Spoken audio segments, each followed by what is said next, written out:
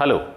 पिछले कुछ दिनों से मैं अपने इस चैनल पर लगातार ऐसे वीडियोस पोस्ट कर रहा हूं जिसमें मैंने जेईई एडवांस 2025 में फिजिक्स के प्रोविजनल आंसर की में जो गड़बड़ियां हो सकती हैं उसको हाईलाइट किया है। यकीन मानिए, मैं आईआईटी सिस्टम का पार्ट रहा हूं, मैं जानता हूं वो सिस्टम बहुत अच्छा है और उन पर मैं कोई छींटाकशी नहीं कर रहा हूं, लेकिन जो गलत है उसको तो गलत बोलना पड़ेगा। फिजिक्स पेपर 2 के क्वेश्चन नंबर 8 का भी आंसर जो प्रोविजनल आंसर की में दिया गया है वो सही तो नहीं दिख रहा है। मैं इस क्वेश्चन को आपको समझा भी देता हूं और ये आंसर क्यों गलत है ये भी बता देता हूं। The efficiency of A Carnot engine operating with A hot reservoir kept at a temperature of 1000 Kelvin is 0.4. It extracts 150 joule of heat per cycle from the hot reservoir. The work extracted from this engine is fully used to run a heat pump which has a coefficient of performance of 10. The hot reservoir of the heat pump is at a temperature of 300 Kelvin. Which of the following statements are correct? What work extracted from Carnot engine in one cycle? Temperature of cold reservoir of Carnot engine, temperature of cold reservoir of heat pump, and heat supplied to the hot reservoir of heat pump in one cycle. आइए इसको समझ लेते हैं। एक heat engine जो Carnot cycle, obviously एक reversible ideal cycle पे काम कर रहा है। एक हीट इंजन जो हीट लेता है from a reservoir maintained at a higher temperature of 1000 Kelvin। Question says per cycle ये हीट इंजन 150 जूल हीट लेता है और इसकी इफिशियंसी 40% है, 0.4 है, इसलिए 150 का 40% दैट मीन्स 60 जूल पर साइकिल ये इसको वर्क में कन्वर्ट कर देता है। रिमेनिंग 90 जूल पर साइकिल लोअर टेम्परेचर पे एक रिजर्वायर में रिजेक्ट कर दिया जाता है। ये एक कार्नोट साइकिल पे बेस्ड है, एक आइडियल साइकिल पे बेस्ड है और ऐसे केस में जिन लोगों ने हीट एंड थर्मोडायनेमिक्स पढ़ा है उनको पता है कि heat drawn from the reservoir at higher temperature T1 and heat rejected into the reservoir at lower temperature T2, the ratio of these two heats, and they are proportional to the respective temperature of the reservoirs, which means T2 upon T1 can be written as 90 upon 150, 90 upon 150. So this gives you T2, T1 is 1000 and this is 90 upon 150, which means this is 3 upon 5.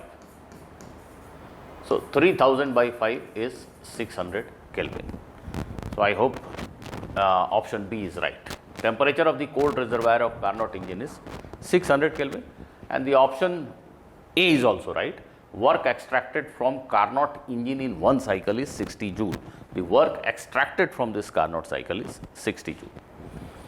Now the question says that this work done by the engine is being used to run a heat pump. Heat pump आप इसको refrigerator समझ सकते हैं। Refrigerator ही है basically, जो lower temperature पे किसी चीज़ से हीट एक्सट्रैक्ट करता है, लोअर टेम्परेचर के रिजर्वायर से हीट एक्सट्रैक्ट करता है और उसको हायर टेम्परेचर के दूसरे रिजर्वायर में थ्रो करता है। जैसे आपके घर का रेफ्रिजरेटर के अंदर टेम्परेचर 15 डिग्री सेल्सियस है या 10 डिग्री सेल्सियस है और रूम का टेम्परेचर 35 डिग्री सेल्सियस है।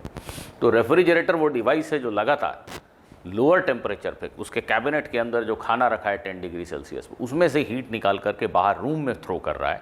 The room is at much higher temperature 35 degree Celsius. वैसा ही ये हीट पंप है या रेफ्रिजरेटर है और ये काम करने के लिए उसको वर्क इनपुट की ज़रूरत लगती है। आपके घर में जो रेफ्रिजरेटर है उसमें आपको एक कंप्रेसर मोटर चलाना पड़ता है। एक तो इसमें इन्होंने, बिकॉज यहाँ लिखा है कार्नोट साइकिल पे काम कर रहा है इंजन और रेफ्रिजरेटर के बारे में ऐसा कुछ भी नहीं लिखा है, तो ये अपने आप में एक और फिर से एम्बिग्विटी प्रोड्यूस करता है कहीं ना कहीं कि रेफ्रिजरेटर आइडियल साइकिल पे बेस्ड है भी कि नहीं है। बट चलिए 1 मिनट के लिए इसको आइडियल साइकिल पे मान लेते हैं। हालांकि उन्होंने लिखा नहीं है, लिखना चाहिए था, बट ठीक है, उसको चलो क्षमा किया और हम मान लेते हैं कि आइडियल साइकिल पे ही बेस्ड है। तो 60 जूल अगर इसको वर्क इनपुट मिल रहा है और इसका कोफिशिएंट ऑफ परफॉर्मेंस 10 है, तो इसने वर्क डन के कंपैरिजन में 10 टाइम्स ज़्यादा हीट रिमूव किया लोअर टेम्परेचर के रिजर्वायर से। यहाँ से जो हीट इसने एक्सट्रैक्ट किया है इट इज़ 600 जूल।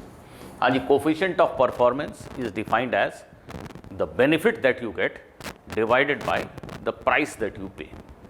तो कोफिशिएंट ऑफ परफॉर्मेंस, हमने बेनिफिट क्या मिला इस रेफ्रिजरेटर से?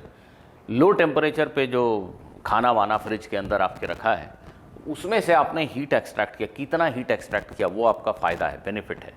और उस बेनिफिट को पाने के लिए आपने खर्च क्या किया? आपने इसको 60 जूल मैकेनिकल वर्क दिया। तो 600/60 this is coefficient of performance 10, ठीक है। तो और कोफिशिएंट ऑफ परफॉर्मेंस के डेफिनेशन को लेकर कुछ लोगों ने यूट्यूब पे गलत सोल्यूशन भी डाल रखा है। कोफिशिएंट ऑफ परफॉर्मेंस के डेफिनेशन को लेके कोई कन्फ्यूजन मत पालिए, कोई भी स्टैंडर्ड बुक उठा लीजिए, रेस्निक, हैलिडे, क्रेन उठा लीजिए, सीयर्स एंड सैलिंजर उठा लीजिए, कोई भी बुक, आपको कोफिशिएंट ऑफ परफॉर्मेंस की डेफिनेशन मिल जाएगी। What you gain is heat extracted from this reservoir at low temperature. What you pay for it is the work done, and the ratio of these two quantities is known as coefficient of performance, which is 10. So if this is 60, then this has to be 600 joule. Therefore 60 work done, 600 joule heat extracted, total 660 joule of heat is rejected into the reservoir at higher temperature. So using this, and again assuming that this is based on an ideal Carnot cycle, this is reversible cycle है, ये कोई fractional loss वगैरह नहीं है इसमें, अगर ऐसा assume करें तो again that relationship holds, that ratio of these two temperature is same as ratio of these two heats.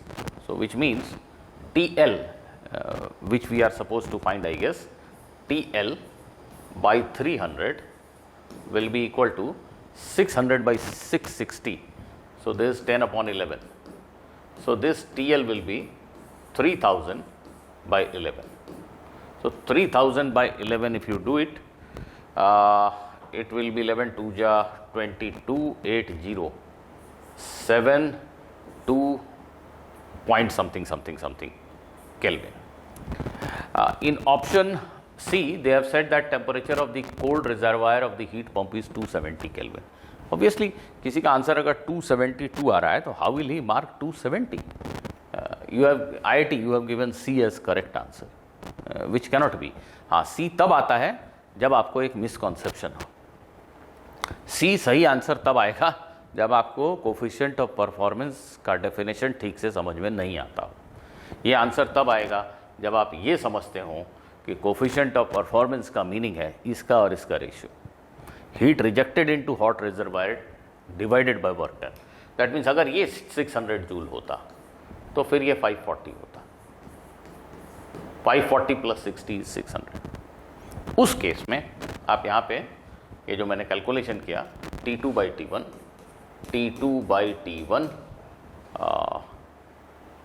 TL, sorry I have written as TL, ठीक है। TL by, just a minute, TL by 300 is equal to 540/600 करेंगे तो ये 9/10 हो जाएगा, और 30 × 9 then it will be 270 Kelvin. So obviously it is not correct. There is a huge error in that. So C cannot be correct answer which IIT has given. So I request them to please correct this, and the proper answer appears to be A and B only. And let me check D also. Heat supplied to the hot reservoir of the heat pump in one cycle. Heat supplied to the hot reservoir of the heat pump in one cycle is 660. So obviously that is not correct, but C is also not correct. I request IIT to do this necessary correction. In the very next question in the same paper, question number 9, where they talked about angular momentum and magnetic dipole moment of a rotating charged sphere. They are also thoughtful students, found it very hard actually. IITs, you should take care of this. आपने कहा कि ये charged solid conducting sphere पे एक charge है and it is being rotated. If it is rotated at very high angular speed, then the charge distribution on the surface may not remain. It will not remain uniform. So that will make the question really very hard. वो फिर Laplace equation वगैरह use करके वो solve होता है, and that too mathematically शायद solve नहीं होगा, न्यूमेरिकल सोल्यूशन करना पड़ेगा. But for small angular speeds that effect is really very small. But you have not written in your question that it is rotating at any small angular speed. So बहुत सारे बच्चों ने ये सोचना शुरू कर दिया जिनको समझ आया कि because of centrifugal force effect the charge distribution may not remain uniform, and more importantly ये जो वॉल्यूम है, इस पूरे वॉल्यूम में अगर यहाँ पे कोई इलेक्ट्रॉन स्फीयर के रेफरेंस फ्रेम में रेस्ट में है, कैसे रेस्ट में होगा? सेंट्रीफ्यूगल फोर्स को कौन बैलेंस कर रहा है? कोई ना कोई इलेक्ट्रिक फील्ड वहाँ प्रेजेंट है, इजंट इट? तो जो स्फीयर को आपने चार्ज दिया है, क्या वो पूरा चार्ज सरफेस पे ही रहेगा या इसके वॉल्यूम में भी कुछ कॉम्प्लिकेटेड तरीके से डिस्ट्रीब्यूट हो जाएगा? तो बहुत सारे थॉट्स बच्चे के दिमाग में आए और उसने इस क्वेश्चन को छोड़ दिया जो वो कर सकता था. अगर उसे ये वर्ड मिल जाता क्वेश्चन में कि assume that charge distribution remains uniform on the surface of the sphere, अगर ये फ्रेज लिख दिया गया होता तो जिस बच्चे ने शायद 2-4-5 मिनट गंवाया होगा वो नहीं गंवाता. और बच्चों, आप सभी के लिए मैं बार बार अपनी क्लास में बोलता हूँ, बच्चों से बोलता हूँ कि जब भी किसी क्वेश्चन को पढ़ते हुए इस तरह के थॉट्स आने लगे, इस क्वेश्चन में भी कि वो पता नहीं आइडियल साइकिल है कि नहीं, यहाँ यूनिफॉर्म डिस्ट्रीब्यूशन है कि नहीं, तो मैं अपने बच्चों को तो ये रिकमेंड करता हूँ, 1 सेकेंड आँख बंद करो और सोचो what is the simplest possibility, what is the simplest possibility, और वो मान के क्वेश्चन सॉल्व कर दो, रिस्क ले लो, आंसर लिख दो. 9 आउट ऑफ 10 टाइम्स तुम सही रहोगे, तुम सही रहोगे. तो जब भी ऐसे कॉम्प्लिकेशंस आपको एग्ज़ाम हॉल के अंदर महसूस हो, हमेशा एक बार ज़रूर सोचिए कि सिंपलेस्ट पॉसिबिलिटी क्या हो सकती है, और ये सोचकर क्वेश्चन सॉल्व करने की कोशिश कीजिए. Most probably means 9 out of 10 times you will be correct. See you in the next video. Goodbye.